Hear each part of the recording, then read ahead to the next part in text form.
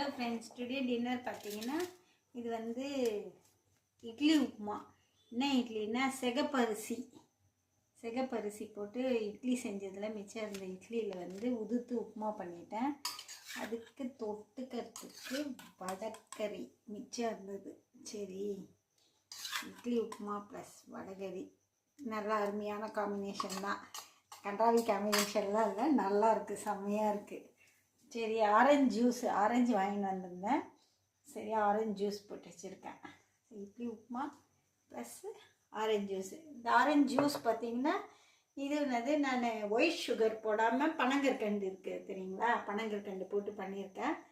But நல்லா தான் இருக்குது. அந்த பனங்கற்கண்டு இங்கே கீழே கூட தெரியும் பாருங்கள், குட்டி குட்டியாக. பட் அது ஒரு சிப்பு குடிக்கும்போதும் குட்டி குட்டியாக அந்த கற்கண்டு வாயில் படுறது நல்லா அருமையாக இருக்கும்.